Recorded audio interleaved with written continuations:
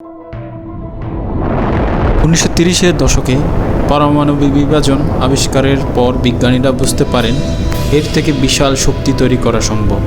দ্বিতীয় বিশ্বযুদ্ধের ডামাডোলে জার্মানিতে পারমাণবিক গবেষণা শুরু হওয়ার খবর আসে। একটি আবিষ্কার যা মানবজাতির ইতিহাস বদলে দিয়েছে, পারমাণবিক বোমা। এর জন্ম এক অবিশ্বাস্য বৈজ্ঞানিক অগ্রগতির গল্প, কিন্তু এর পরিণতি ছিল বিধ্বংসী। 1945 সালের 16 জুলাই নিউ মেক্সিকোতে ঘটে ইতিহাসের প্রথম পারমাণবিক বোমার সফল পরীক্ষা, ট্রিনিটি টেস্ট। মানব জাতি প্রবেশ করে এক নতুন পারমাণবিক যুগে।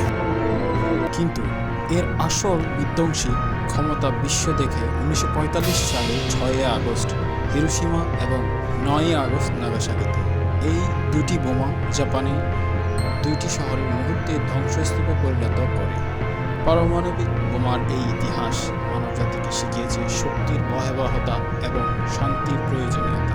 আপনার কি মনে হয় এই আবিষ্কার মানবজাতির জন্য আশীর্বাদ